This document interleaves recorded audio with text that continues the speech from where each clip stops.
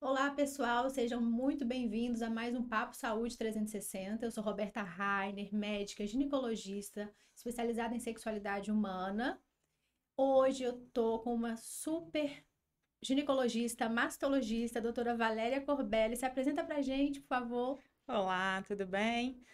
É um prazer estar aqui hoje com você, Roberta. Obrigada. Muito bom você ter me convidado para a gente conversar um pouquinho sobre o câncer de mama e tudo que envolve é, a saúde feminina, né? Eu sou mastologista formada pelo INCA, me formei em 2019 e nesses anos todos estou aí só trabalhando com mastologia. Eu quero te parabenizar, Valéria, por você estar aqui hoje rompendo um desafio que é falar para as câmeras. Que bom que você deu esse passo adiante, porque eu conheço o seu trabalho muito bem, eu sei quão competente você é, e hoje em dia os médicos precisam estar nas mídias sociais para os pacientes poderem encontrá-los. Então, parabéns por estar se arriscando. É verdade. Como a gente já se conhece, você sabe um pouquinho da minha personalidade. Sabe que eu não sou uma pessoa assim tão. é, consigo conversar tão facilmente, extrovertida, né? Eu sou uma pessoa mais tímida. E para mim realmente é difícil nessa posição. Mas é isso, né? O mundo tá mudando e a gente precisa correr atrás dessa mudança, aceitar tudo isso. E vamos lá, acho que vai dar Mas certo, vai ser um caminho legal. o que a gente precisa é ser bom médico, que saiba cuidar daquele ser humano que está sobre a nossa responsabilidade, está atualizado, ter o conhecimento apropriado, e isso você tem de sobra. Então vamos só mostrar aqui tudo que você já sabe, tudo que você já faz. Obrigada. A gente precisa começar falando sobre câncer de mama. É o câncer que mais acomete as mulheres. Então, as mulheres sabem da importância do rastreio do câncer de mama, apesar de ficarem muito amedrontadas em investigar pela possibilidade de descobrir um câncer. Isso é. O câncer de mama é o câncer mais incidente na população feminina, né? Então, realmente é de uma importância gigantesca. A gente está sempre lembrando sobre ele. Até por isso o Outubro Rosa é tão importante e tão gigantesco, né? Porque o mundo inteiro para em outubro para falar sobre o câncer de mama.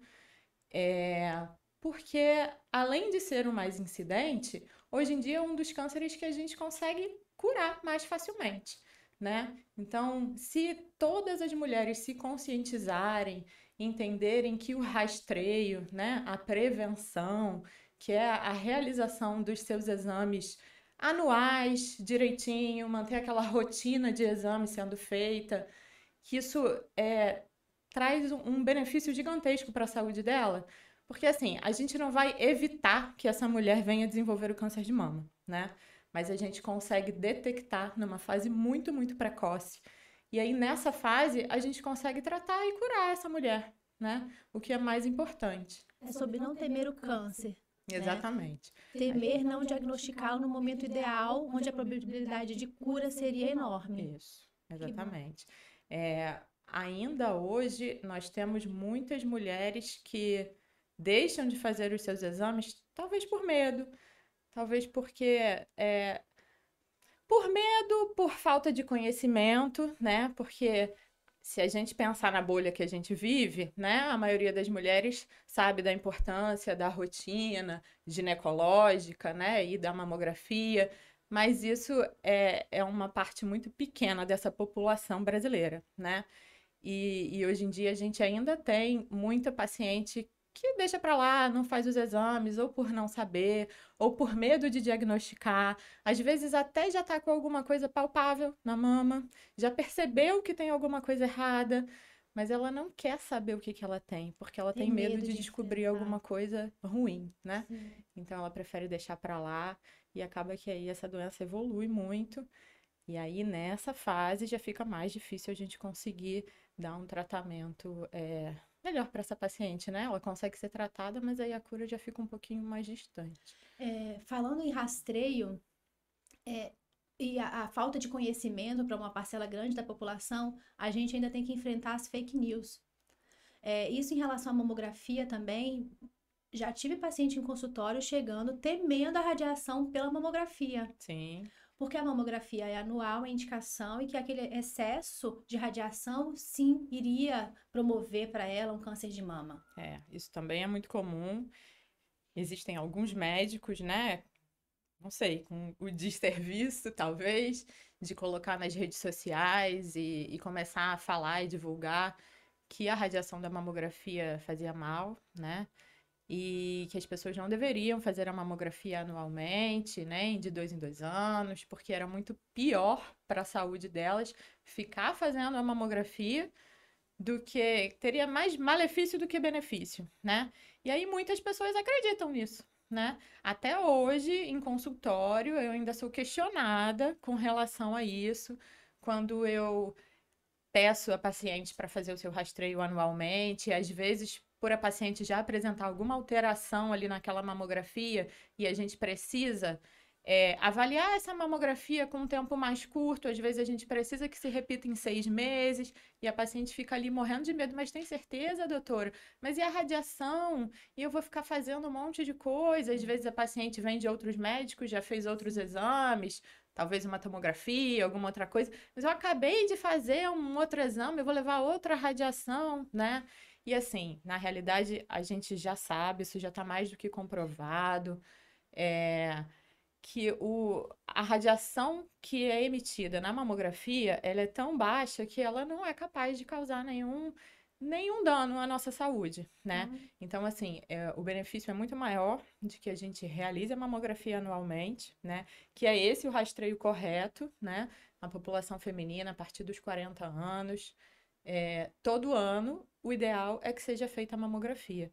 Mesmo que você não sinta nada, né? Não é preciso ter algum sintoma, não é preciso você ter palpado alguma coisa na sua mama para você fazer a mamografia anualmente, né? Então, se você já tem 40 anos, o ideal é que isso seja realizado. Ainda é indicado o alto toque das mamas?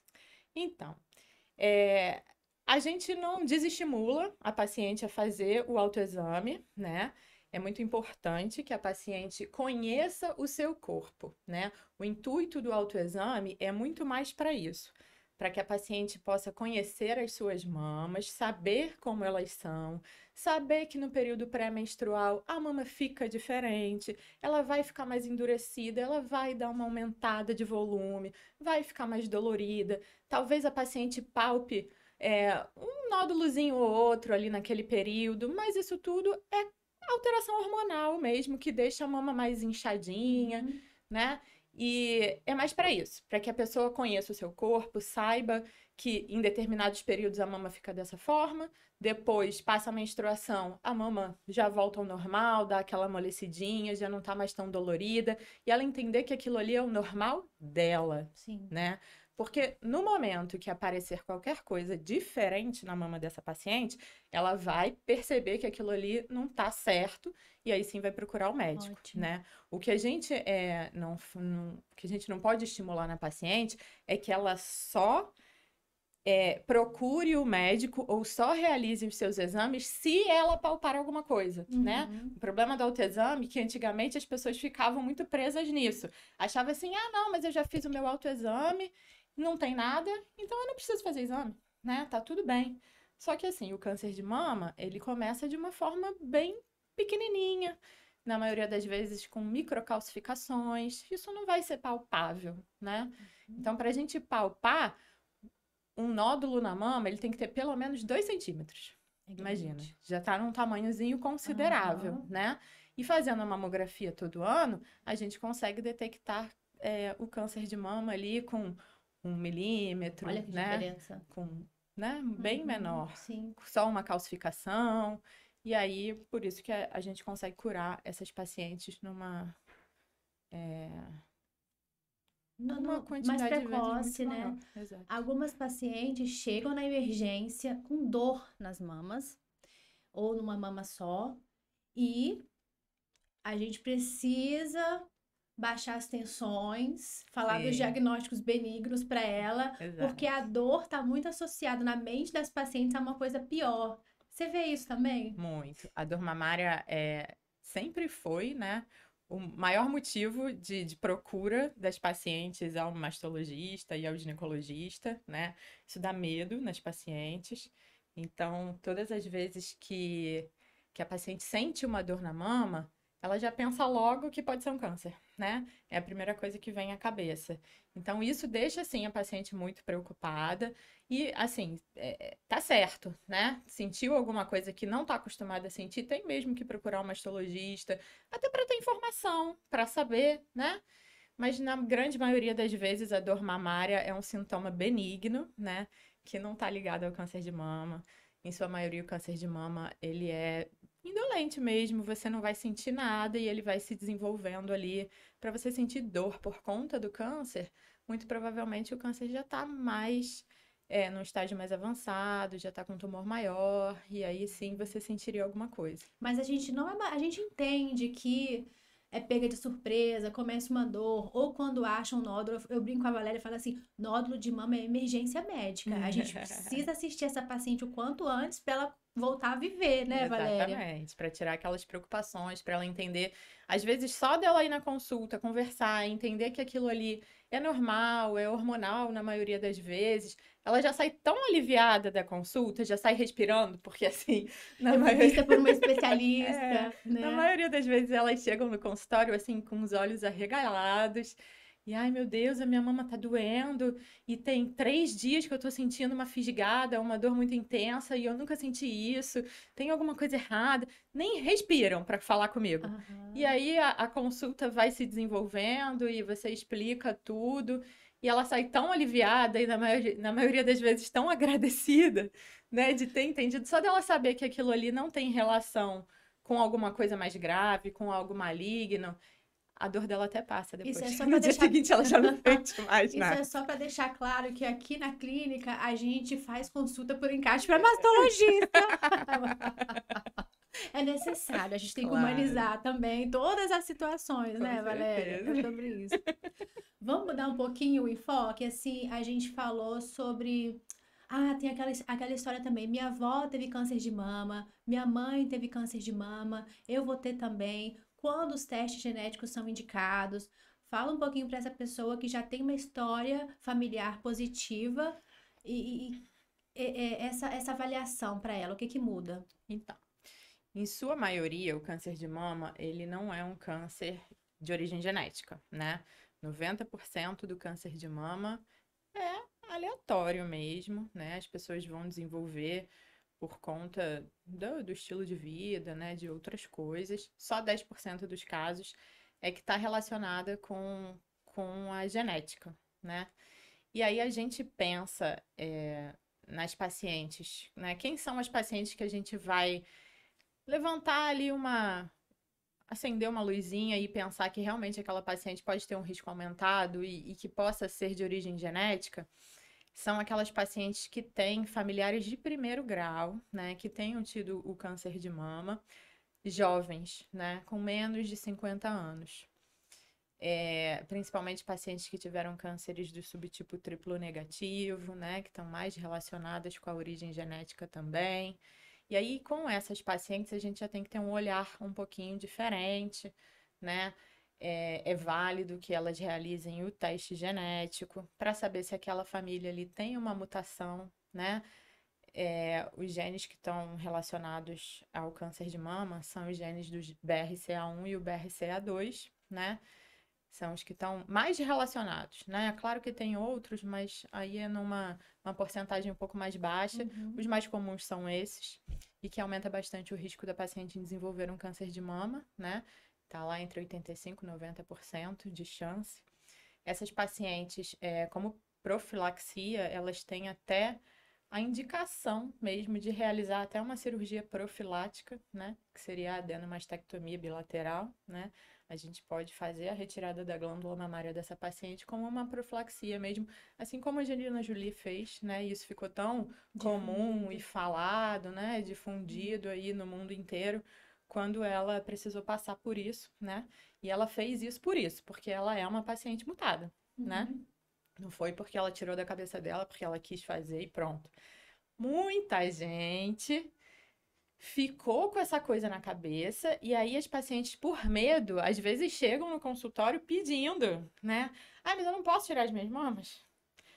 por medo, né? Porque, ai, qual é o problema, né? Se eu tirar, não vai fazer diferença. Eu boto uma prótese, vai ficar tudo certo. Não, né? A gente não considera isso assim. É claro que assim, cada médico vai pensar da sua forma, né? Mas na maioria das vezes a gente não. Em consenso. Em consenso a gente não tem isso como um tratamento, como uma indicação. A gente faz isso nas pacientes que têm real indicação clínica, né? Porque assim, não deixa de ser uma mutilação, né? E não tem necessidade da gente fazer a paciente passar por isso. São riscos, é uma cirurgia grande, né? Mais sobre a informação, explicar, né? Eu Exatamente. acho que é uma consulta de aconselhamento total, né? Essa paciente que chega com essa indicação própria. Ela tem que entender tudo que está sobre fazê-la acontecendo, entender. exatamente. Saber que o risco dela não é um risco tão aumentado assim, que o que ela precisa é ter uma qualidade de vida, né? Viver de uma forma mais saudável. Fazer o que está ao alcance dela, Exatamente, para evitar que isso possa acontecer. Não só com câncer de mama, como qualquer outro câncer, né? Porque os fatores de risco são muito parecidos para a maioria deles, né? Então, viver de forma saudável é sempre a melhor opção. Continuando em temas polêmicos na mastologia, vamos falar de terapia de reposição hormonal? Sim, isso também é outra coisa. Os ginecologistas, em sua maioria, têm medo até hoje, né, de passar. Nossa, você tá colocando a culpa na gente mesmo, hein? Nem posso, porque eu também sou ginecologista, né? Não posso falar mal de ginecologista. Mas, assim, a maioria deles sempre encaminha para o mastologista primeiro, quer saber uma orientação. Na maioria das vezes não passa sem encaminhar. Quer uma autorização por escrito. Independente do BIRATS? Sim. Gente, não, eu tô com vergonha. Mas você não tá errada de fazer, porque não tem problema algum. Eu tô com vergonha deles agirem dessa maneira, tipo, né? Teria indicação precisa pra pedir a avaliação do mastologista antes, né? Como isso antigamente era muito falado, né? E a terapia de reposição hormonal foi muito criticada, né? Há tempos atrás, as pessoas tinham medo e sempre achavam que o risco para o câncer de mama era muito alto, né? Antigamente as pessoas mal faziam, né? Ainda tem ginecologista hoje em dia que prefere não fazer. O paciente está na menopausa, fala ali de um sintoma ou outro, reclama e, não, deixa pra lá, não vou fazer, né? São poucos os que entendem dos benefícios, fazem, exatamente, de fato, da necessidade da reposição hormonal para a qualidade de vida daquela paciente. E assim, no fim, 1 em cada 1000 pacientes que aumenta o risco ali por conta da terapia de reposição hormonal. Que chega para você, pegar o paciente para você como ginecologista. Eu não deixaria essa paciente voltar. Mas gente, é um absurdo. Não, eu só explico, deixa a paciente bem orientada. Mas ela volta para o médico dela. Mas assim, a terapia de reposição hormonal tem todos os benefícios ali para a paciente, né, que são muito grandes. Questão cardiovascular, óssea, né? Cognição, sono, acabar com fogacho, melhorar a irritabilidade, qualidade de vida no geral da paciente. Você passou para sua mãe reposição hormonal? Sim. Então tá, gente, olha. Claro. Não, minha mãe ainda tem um caso à parte, né? Porque ela entrou na menopausa precocemente, com 38 anos, então não tinha como viver sem. Tá vendo, gente? A mastologista passou reposição hormonal para a mãe dela. Mas é isso, hoje em dia a gente já sabe que o risco é muito baixo, né, da terapia de reposição hormonal ali relacionada ao câncer de mama. A gente, óbvio que tem que ver cada paciente, né, na sua individualidade. Claro. E se não é um paciente de alto risco, que tem uma história familiar ali maior, com câncer de mama, aí não tem por que a gente contraindicar, tá? Não tem problema nenhum. E não dá câncer de mama. A gente nunca pode afirmar isso, né? Isso é uma coisa que a gente não pode falar para o paciente que não vai dar câncer de mama, porque o câncer pode aparecer a qualquer momento. E aí depois vai dizer, também, né? Aí depois vai dizer assim, não, a médica me garantiu que eu nunca teria, né? Nossa. E as pessoas também acabam que querem achar uma culpa quando elas descobrem uma doença assim maligna, né? E aí elas querem botar a culpa em alguma coisa. E se ela tiver começado a reposição hormonal, ah lá, eu falei, eu tava com medo, eu achei que não devia, né? Uhum. Então, assim, pode acontecer? Pode, mas é aleatoriamente, provavelmente aconteceria mesmo se ela não estivesse fazendo uso do hormônio, né? É isso que eu deixo claro, assim, para as pacientes, para que elas entendam, né? Mas eu também nunca posso afirmar isso, dizer que nunca vai ter, aí É isso, não tenho né? É bola de sobre ter uma cristal. consulta que esclareça e deixa a pessoa capaz de tomar suas próprias decisões também, Exatamente, né? isso daí é o corpo dela, né? Ela que tem que saber todos os sintomas que ela tem, até onde Uhum, aquilo ali tá atrapalhando a vida uhum. dela. Quando elas perguntam assim, ah, doutora, mas eu já tô na menopausa, eu preciso fazer terapia de reposição hormonal? Precisar depende muito de você, né? Aí depende do que você tá sentindo, se isso tudo tá te atrapalhando, né? E aí as coisas vão Isso, isso. sendo avaliadas direitinho. Valéria, só tenho uma coisa para te falar. Fluiu perfeitamente nossa conversa. Foi como se a gente estivesse conversando no hospital, esperando cirurgia. Que É bom. essa Valéria que eu queria trazer para cá para as Ai. pessoas conhecerem também. Eu consegui. E você muito mais. Mérito das Aceitou o duas, né? Muito desafio, bom, veio e sim. fez muito bem. Adorei, adorei estar Que aqui. bom! Adorei estar passando por isso, mas de uma forma assim, né? Que foi Aham, descontraída, foi aham. legal. Ainda mais com você, que é uma pessoa que eu já tô acostumada, que a gente Que já tem uma bom, intimidade maior. que bom. Muito bom, muito obrigada. Então terão próximos podcasts com a doutora Valéria. Se Com quiser mandar certeza. perguntas para a gente esmiuçar mais os, os, os assuntos, os diagnósticos, os conceitos na mastologia, a gente vai adorar bater esse papo aqui para vocês. Sim, ainda tem muitos temas para a gente falar por aí. Que bom! Continue nos seguindo, acompanhe, ative o sininho, faça as notificações, essas coisas todas que eu tô aprendendo e vocês já sabem de montão. Isso aí. Até o próximo podcast.